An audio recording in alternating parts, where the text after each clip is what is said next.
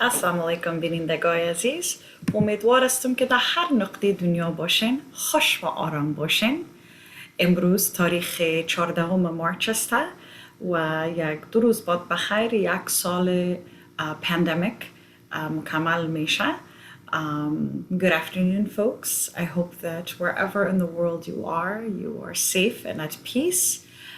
In a couple of days, we will be celebrating or mourning the 1-year pandemic that we have encountered.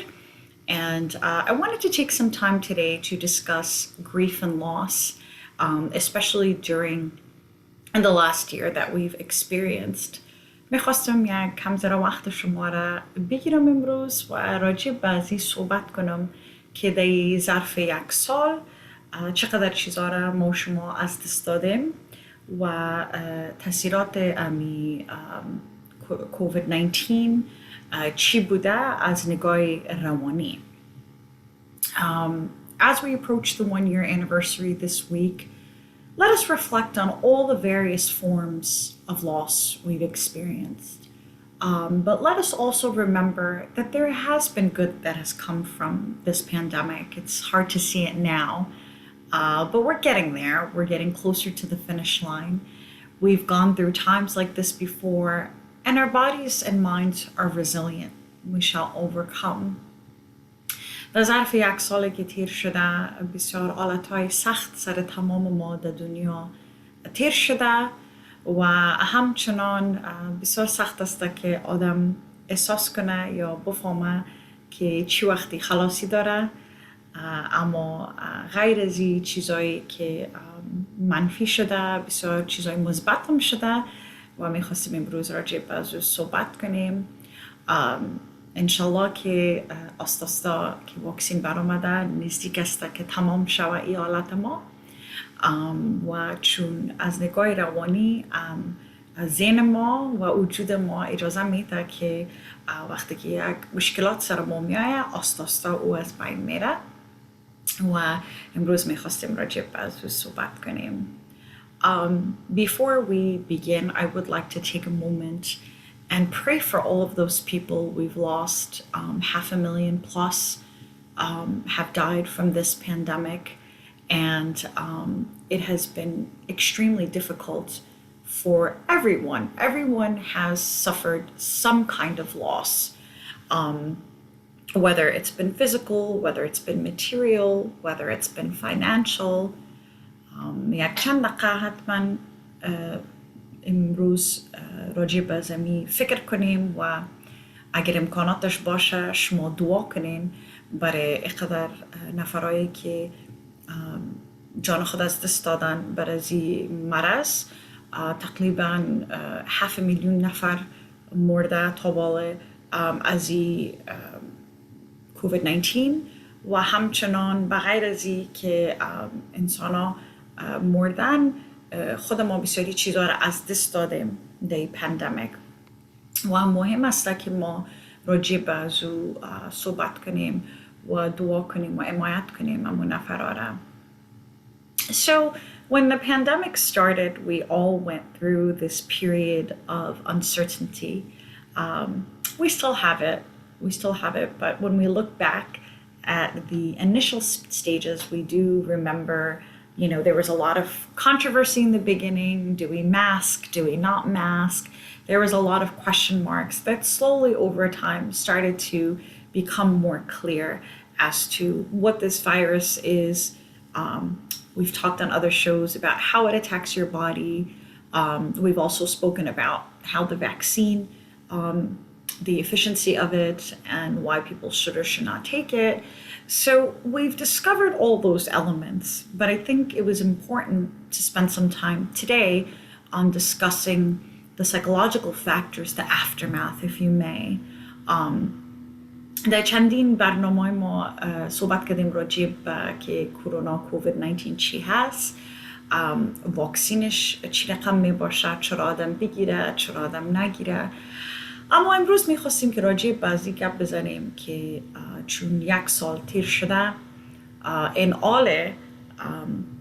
این حال ما چی باید دست بکنیم و سر ما چی حالتا تیر شده وقتی که ما فکر میکنیم و میخوانیم تاریخ اسلامی را همیشه به یاد میآید امی ستوری یا امی پیغمبر ما صلی الله علیه و سلم وقتی که یک سال داشت در انگلیسی year of grief میگیم سال سوگ وقتی که یک سال چقدر دوستای خدا خانم خدا کوکای خدا پدر کلان خدا تمام نفرایی که برش نزدیک بود از دست داد اولادای خدا نکنه دور از ما شما باشه بسیاری علامت ها سرش آمد و بسیار زندگی برش سخت شد و اگه او تانست که بتانه زندگی خدا بعضا بعد از او پیش ببره ما خب بیخی باید از طرف خودش ببینیم و مثالش ببینیم و کوشش کنیم که زندگی خدا پیش ببریم. Oftentimes when I think of grief, I think every individual, it's safe to say that they've gone through their own quote unquote year of grief, right? When I look back at my life, I know that there was one particular year of loss pre-pandemic that every couple of months there was a loved one that we lost. And when I think about that time, it was my year of grief. But we should really be looking at our Prophet ﷺ and how he also experienced his year of grief. He lost his beloved Khadija radiallahu anha. He lost his parents, his uncle, his grandfather, his children who were so dear to him, his sons, right? His daughters. It's a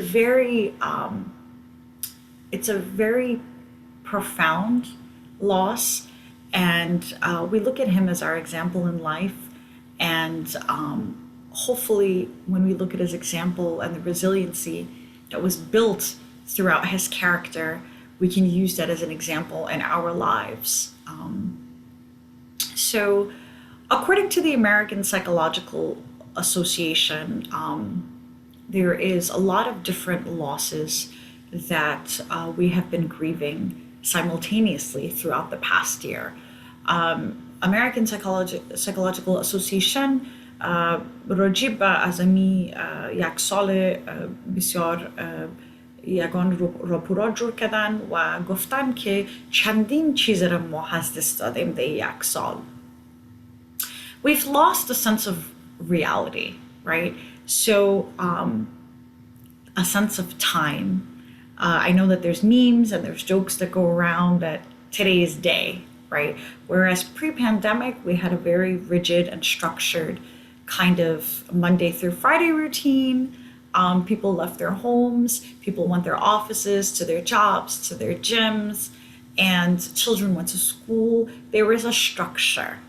And now all of a sudden we have almost 365 days of this lack of structure.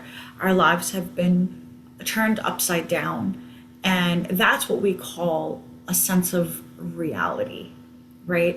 So reality as we had always known it in life has been changed.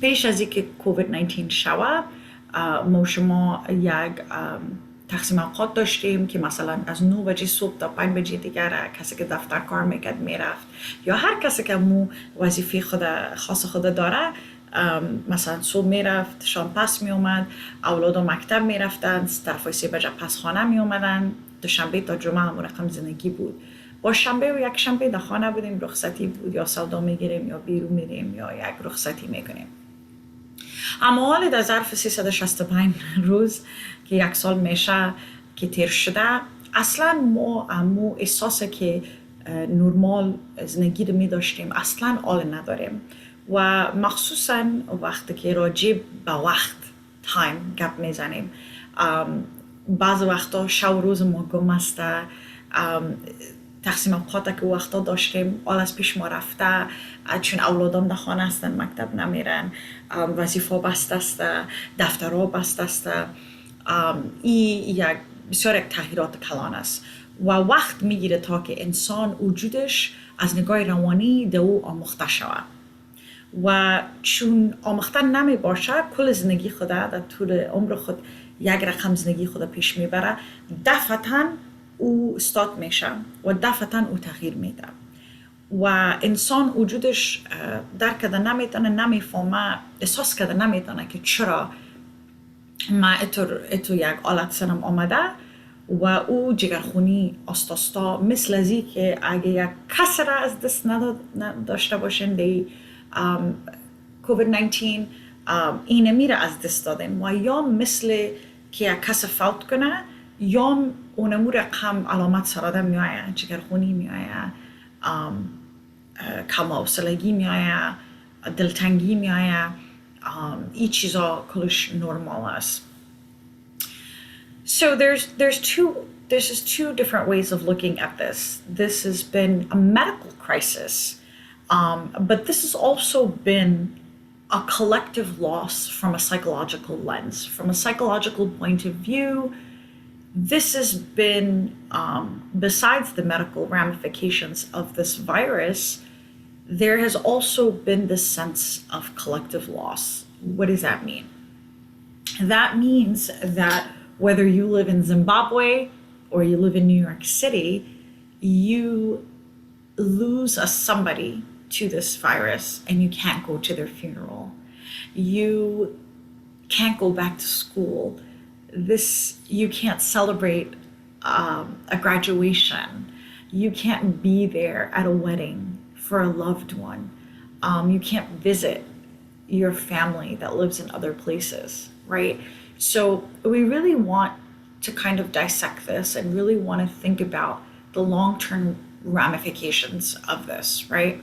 So before, loss was something considered very individual, very private, something very only to yourself.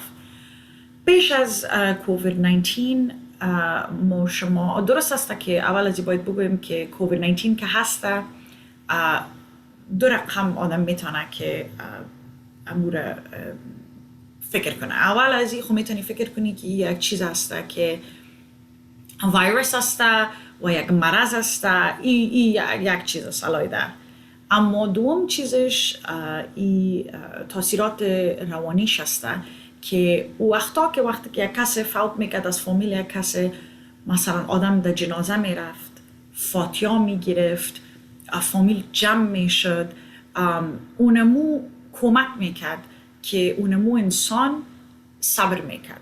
بعد از اون مثلا یک کس میمره، آدم میره در سر خاکش، خداوند تعالی نعمت ساخته انسانه که وقتی که او زیر خاک میشه خدایی یک صبر سر انسان میآید و بعد از او خانه میری. رواجای ما افغانا مخصوصا ختم گرفته میشه، فاتحه گرفته میشه، مردم جمع میشن دور یکی دیگه خود. اقلا اگه بسیار یک کسی نزدیک باشه تا 40 روز خود می باشه، همو حمایت و همو فامیل که دور پیش آدم باشه.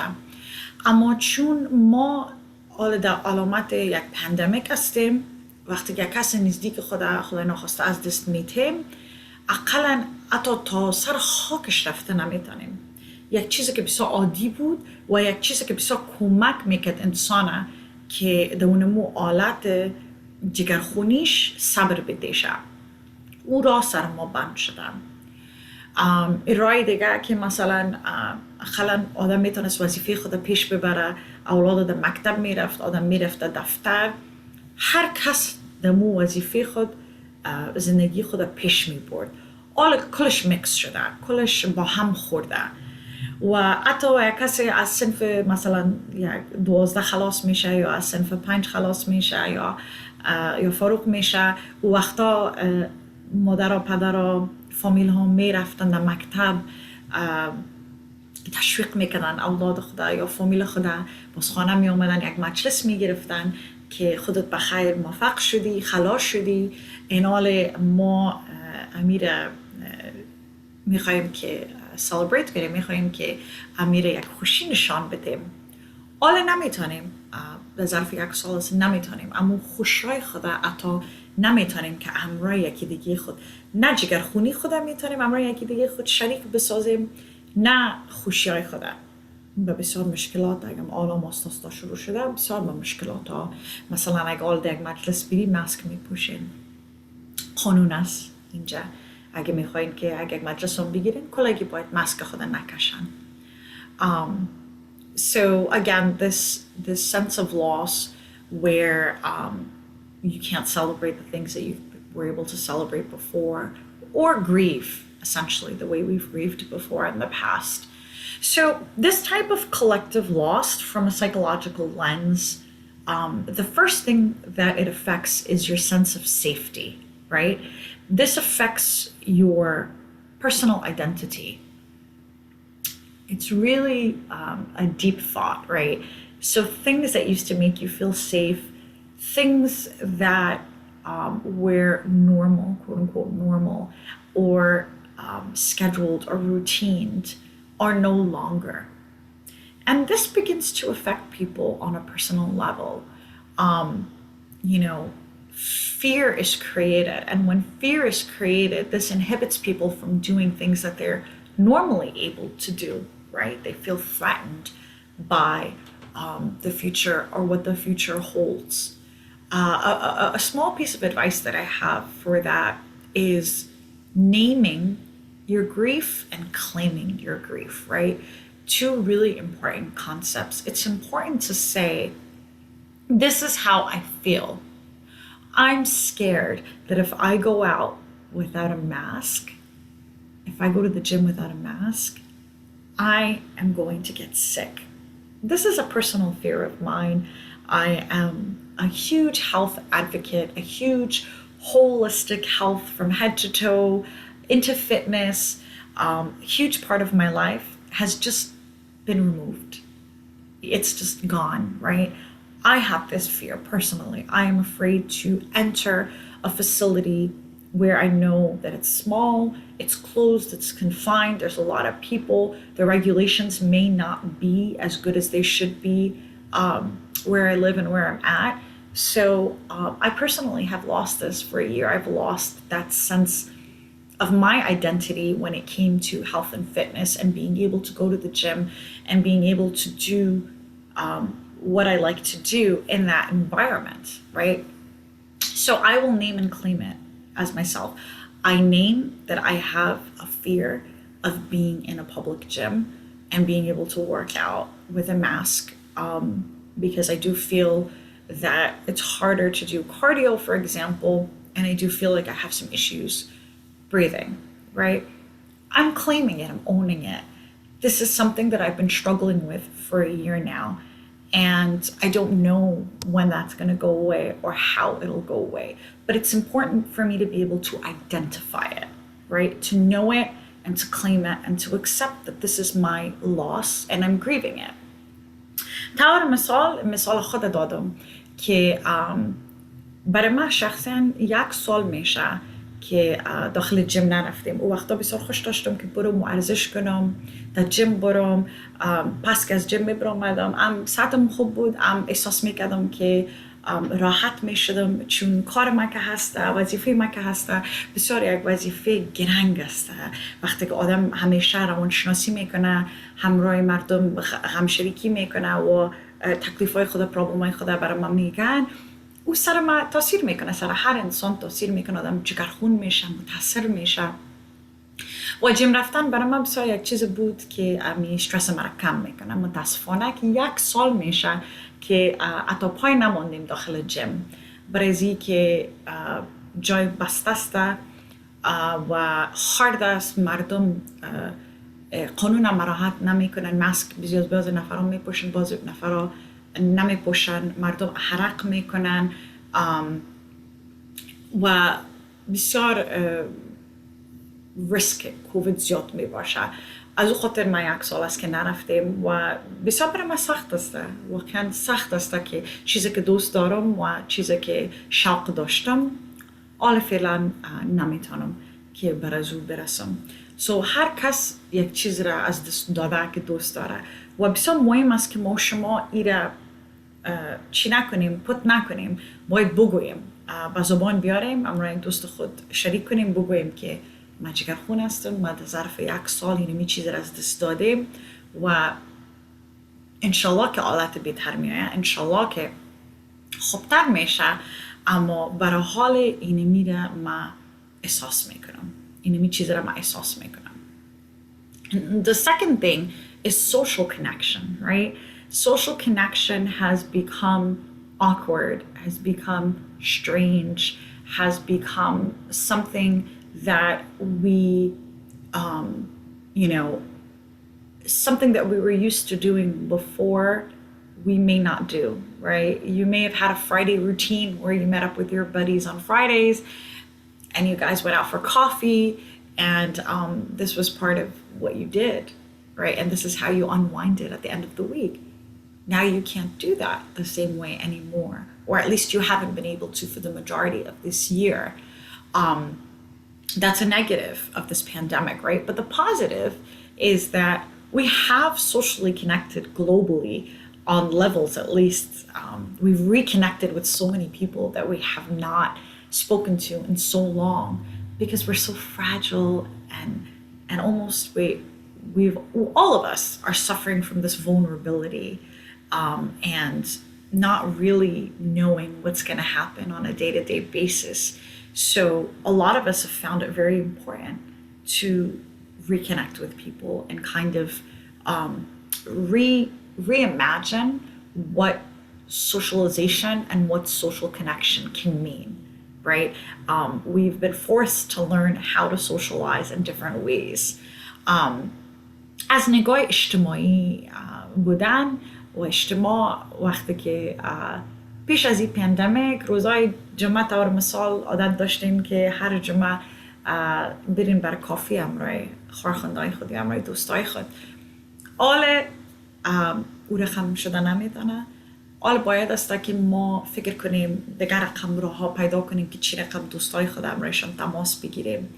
این منفیش بود، اما مثبتش بود که بسیاری مردمی که من میشناسم پس امو دوستای خدا که بسیاری سالا بوده که همراهشان تماس نداشت، پس پیدا کرده دوستای خدا یا رفیقای خدا یا سینفیای خدا از در کل دنیا پیدا کردشانه، همراهشان تماس میگیره، اولشان میگیره.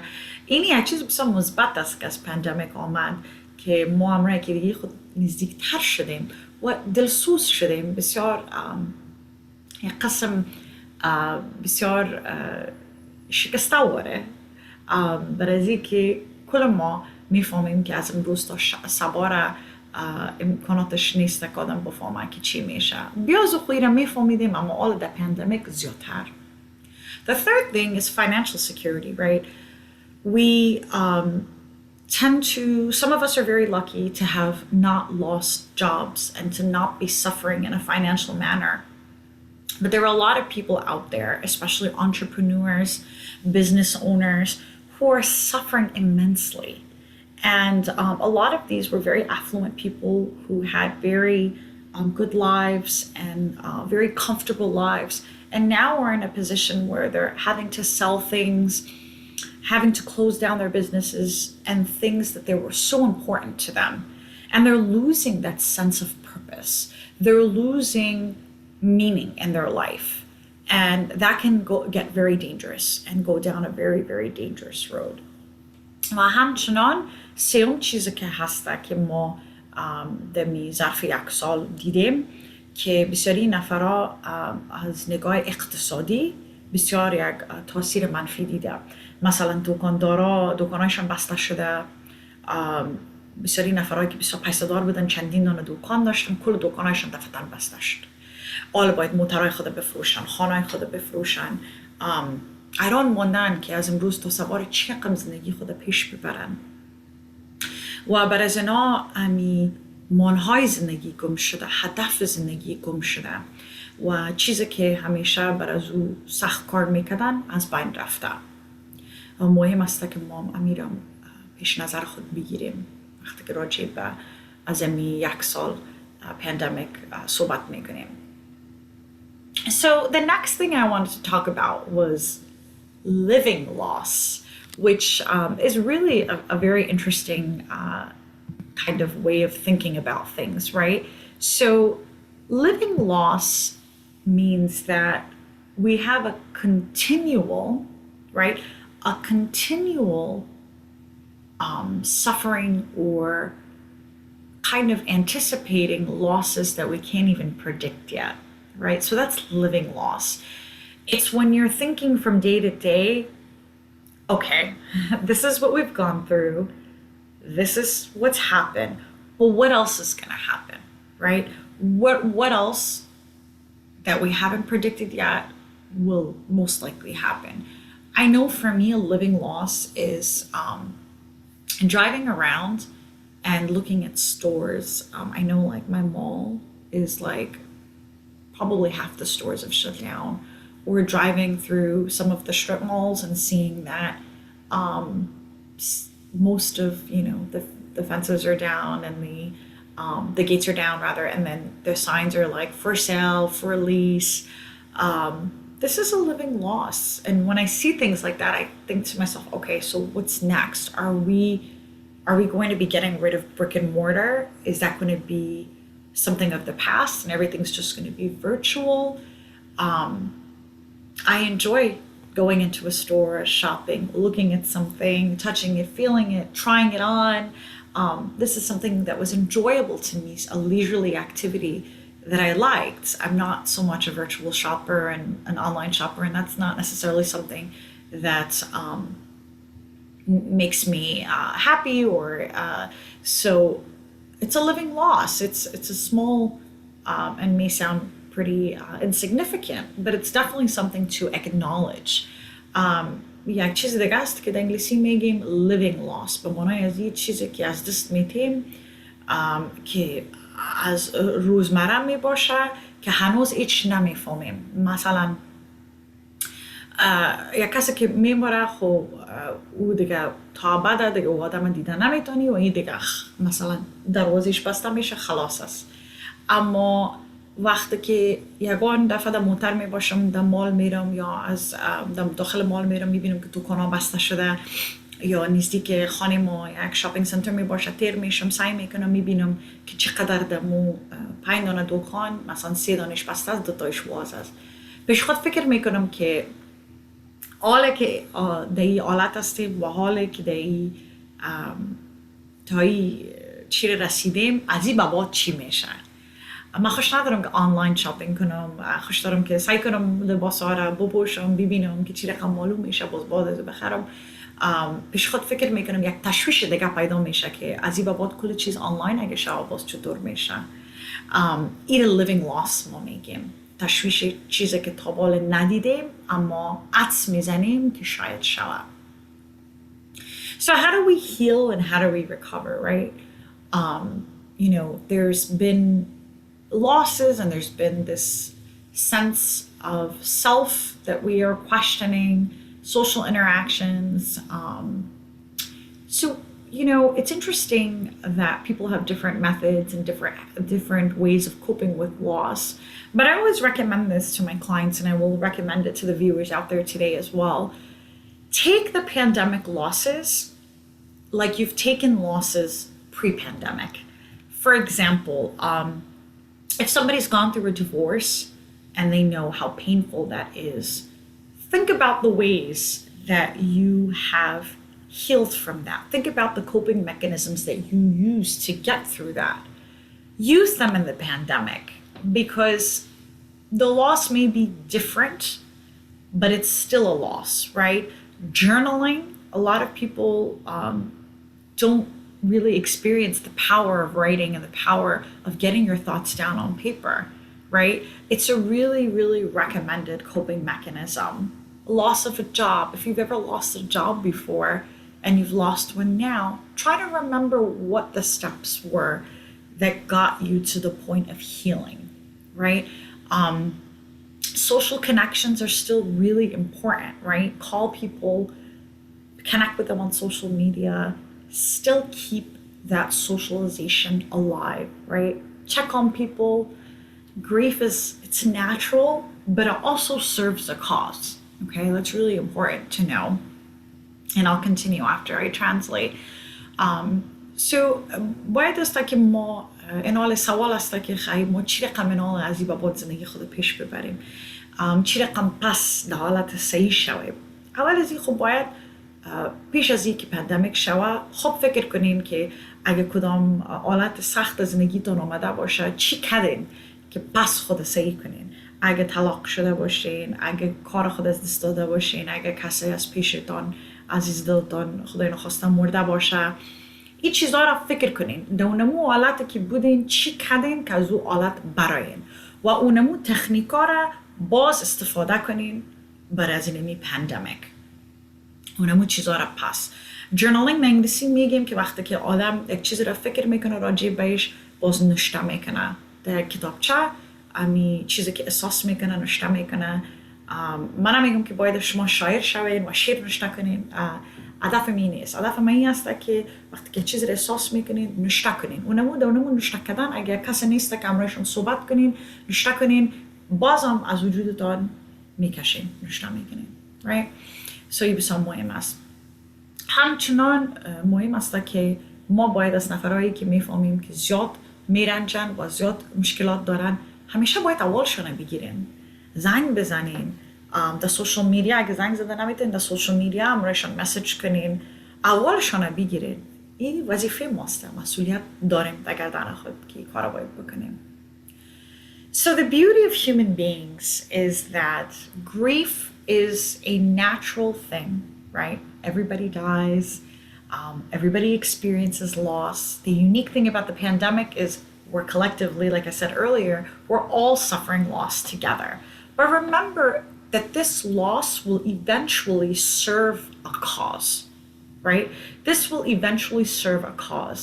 And that cause is once this crisis passes, you build resiliency, okay? You become resilient, right? And that doesn't mean you're not going to fluctuate between sad times and happiness. There'll be times where you accept it. There'll be times when you don't. We're all going to have ups and downs. We're all going to experience these. The beauty of human beings and the human brain and emotions is that difficult feelings always pass, right? They always go from a 1 to a 10 and then a 10 back to a 1. We like to use numbers in psychology to rate our feelings and to rate what we go through, right? And بسیار مهم است که متوجه شویم که این یک چیز بسیار طبیعی است که آدم یک کسی میمره، آدم جگرخون شد. این نرمال است. خداوند تعالی اما تو وجود ما را ساخته و ذهن ما را، مغز ما را که وقتی که یک چیز را از دست میدیم جگرخون میشیم. این نرمال است. اما چیزی که بسیار جالب است که خداوند تعالی رقمی که ما را است کرده که ما هر حالت میتونیم که تیر کرده. هر حالتی که خدا سر ما آورد، پس اونمت خدا یک صبر برای ما میده که ما بتونیم که او حالت تیر کنیم و پس اثر زندگی خدا یک قدرت خاص ما رو میده که باز بتونیم که پس زندگی خدا پیش ببریم. مهم است.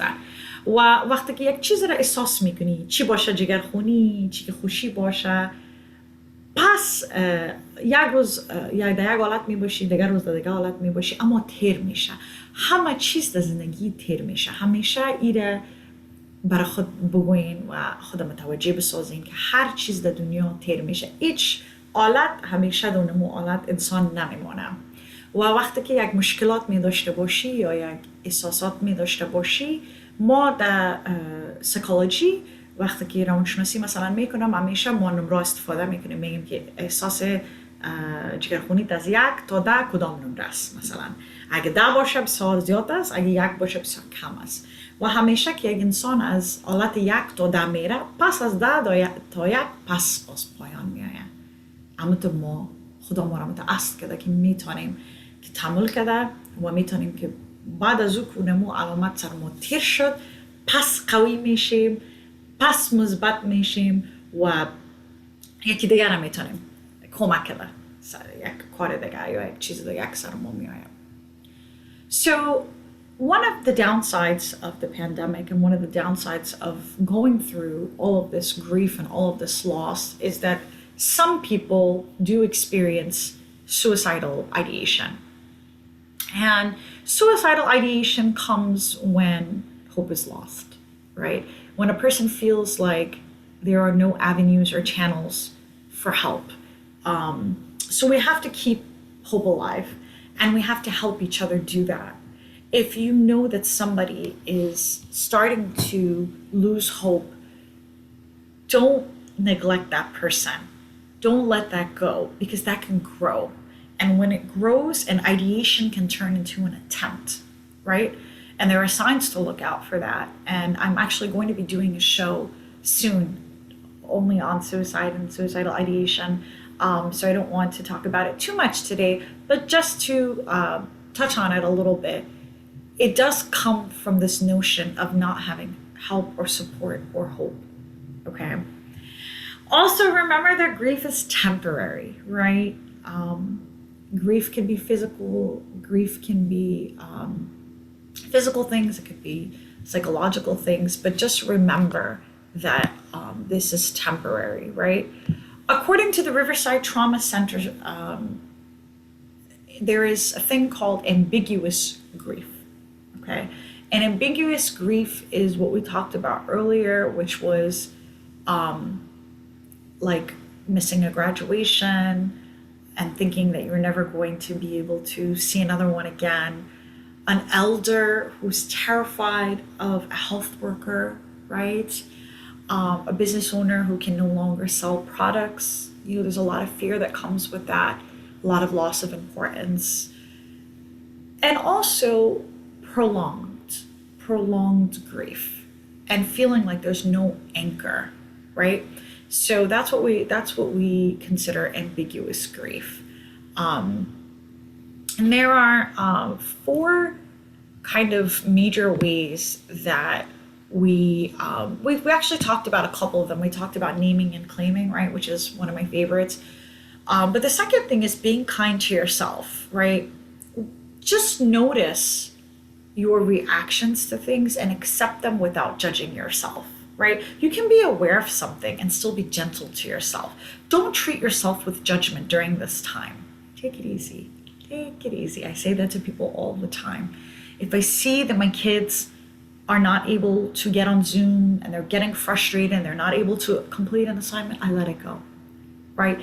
They're going through a lot too. Kids are going through things that we can't even imagine. They're so little and their level of understanding is so limited compared to us, right? You're still growing.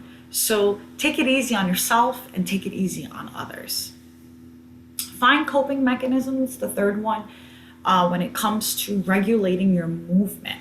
For every 30 minutes, if you're on these Zoom calls, for every 30 minutes of work, you have to have 5 minutes of movement, folks.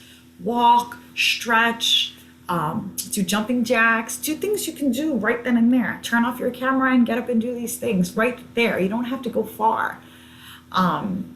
Acknowledge, right, the changes in yourself. Acknowledge them. Know that you can harness these stressful experiences, right? And also acknowledge the fact that you're learning to change priorities in your life. And that's leading you to become a more caring person, a more wise person. Don't take this in a negative way. A lot of conversations that I've been having, people are taking the lessons of the pandemic or the reflections of the pandemic in a very negative manner. I would switch that up a little bit. I would say, no, you're changing, but you're changing for the better. People's priorities are changing left and right. I see it, right? People are getting closer to their families. People are realizing that things that they thought before the pandemic that were important, they realize that are no longer, right? Health as well. We don't have to necessarily say that the changes that were caused from the pandemic, we don't have a say. What I'm trying to say is we don't have a say in what happens in the pandemic, right? We don't have a choice. We can't just say, all right, you know what, tomorrow everybody no longer has to wear masks. We can't control that kind of stuff, right? That comes from the uppers and the people in government. But what we can change is, and what we do have a say in, is how we reflect inward and how we change ourselves as a result of this pandemic, okay? We're not powerless, but perhaps we are vulnerable at this time, right? We still have power, but there are things that we are experiencing that are leading us to be more vulnerable than other times. And that's okay. This is going to pass, right? This too shall pass. Remember that. میخواستم یک چند چیزی رو در انگلیسی گفتم در فارسی هم ترجمه کنم براتون که مهم است. وقتی که ریورساید تراما سنتر یک لغت ساختن به نام ambiguous grief. این معنا میده که مثلا ترسای نو پیدا شده برای مردم. دور مثال یک سن بزرگ ما هستن که او وقتا یک نرس می آمد پیشش و پیچکاری میکردش یا دوایش برش میداد. اون میترسه از اون نفر، میترسه که او خدا خانیش بیایه، خدا نخواسته مرض برش نده، کرونا نداشته باشه، یک ترس برش پیدا میشه. مثلا نفرهایی که دکاندار بودن اول یک ترس دارن که حالا که دکان از پیش من رفت، این حال زندگی خود چی کنم، فکر میکنن که این دائم است. همیشه باید به یاد خود بیاریم که هیچ چیز در دنیا دائم نیست، همیشه یک چیز جای ختم داره، حتما خلاص میشه، حتما تیر میشه. و 4 چیز است که آخرین چیز در برنامه میخواستم براتون بگویم. اولش خب وقت پیش گفتم که امی بود که آدم باید از بگویه چیزی که احساس میکنه. اگه سر یک کس اعتبار داری و ارتباط داری، حتما جای شرم نیست، جای کم آمدن نیست که همراهشان شریک بسازی. بیادر جان من اینی چیزا از اینی چیزا میترسم، خواهر جان اینی چیزاست که شاو مرا خو نمیبینه، اینی ترسا رو دارم، اینی چیزا رو احساس میکنم و او دوست یا او فامیل باید از حمایتش کنه. دوم از این زیاد سر خود فشار نبیارین در این وقت. بسیار مهم است، در انگلیسی میگیم take it easy، نه؟ زیاد متوجه باشین که عکس العملتون در هر چیز چی است و زیاد سر خود هر دقیقه نگوین که اینی کار نکردم یا اینی چیز نشد. زیاد خود دوست داشته باشین و همراه خود بسیار به نرمی و نمونطور که همراه اولاد یا فامیل خود نرم و دوستی محبت، خودم باید دوست داشته باشی، به خودم باید مهر محبت نشان بدی.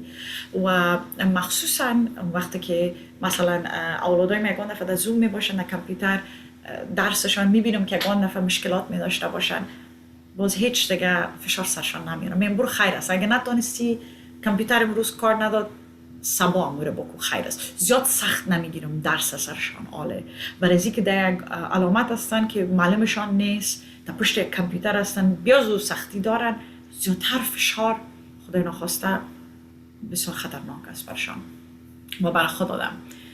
بسیار اگه در پشت کامپیوتر کار میکنین، برای هر نیم ساعت که شما کار میکنین 5 دقیقه موومنت، حرکت، یا اونمو دقیقه کامپیوترتان گل کنین، دور از اون جایی که استاد هستین بر 5 دقیقه را برین، یا استرچ کنین، شخص خدا بکشین، جامپینگ جکس بکنین، یوگا بکنین، یک چیز باید بکنین که خون خدا در جریان نگاه کنین و استرستان کم شود. و متوجه خدا بسازین که در 1 سال ما تغییر کردیم، کلگی تغییر کرده، هیچ امکان نداره یک انسان نیست که بگویه که ما در ظرف 1 سال ما تغییر نکردیم. تغییر کردین از خاطر یک استرس کلان تیر کردین و شاید امو چیزایی که وقتا پیش از پاندمیک براتون مهم نبود حال شاید مهمتر باشه، شاید زیاد متوجه تان طرف کارتان باشه یا وظیفه‌تان بوده یا یک چیز دیگه بود، حال زیاد متوجه تان طرف فامیلتان است، طرف نفرهای دوستایتان است، برای اینکه میفهمین که تا امروز تا سوار اعتبار نیست که چی میشه سر انسان. آخرین چیز است که ما شما کنترل نداریم سر از این پاندمیک، هیچ کنترل نداریم که سبا مثلا این در دست حکومت است که سبا ما رو میگه ماسک بکش یا نکش، نه، این در دست ما نیست. اما در دست ما چی هست؟ در دست ما کنترل خود ما هسته که مثلا میتونیم خود تغییر کنیم، میتونیم یک تغییرات به خود بیاریم، بگوییم که پارسال ما یک دلسوز نبودم، امسال دگام یک ذره دلسوزی خود زیاد میسازم، یک ذره وقتا بسیار بی‌پروا بودم، حال بسیار با پرواستم، پروای همه چیز می داشته باشم و کوشش خود زیاد میکنم. وقتا مصروف بودم، هیچ وقت نمیتونستم پشت دین خود بگردم. امسال در خانه هستم، میخوایم پشت دین خود بگردم. اوکی؟ به قدرت نیستیم، قدرت داریم، اما حال یک وقت بسیار حساس است برای ما، از وقتهای دیگه که بسیار وقت احساس است. بخیر یک برنامه دیگه میسازم راجع به خودکشی، اما میخواستم که یک چیز بسیار کوچک براتون متوجه بسازم که کسی که در این وقت حمایت نداشته باشه و نومید شوه، اونو نفر باز میخواد که زندگی خود بگیره، کسی که امیدش خلاص میشه. خداوند تعالی هیچ کدام ما رو نومید نسازه و موفق بسازه. همیشه در هر کاری که میکنیم و همیشه که در هر وظیفه که داریم، چی باشه، اگه مادر هستیم، اگه پدر هستیم، اگه معلم هستیم، اگه دکتر هستیم، اگه در خانه هستیم، در هر کارتان ما دعا میکنم که شما موفق باشین و شما امرای خود فایت کنین و کوشش کنین که بخیر از این پاندمیک بخیر برایم و خود از دست ندیم، فامیل خود از دست ندیم، یکی دیگه خود حمایت کنیم.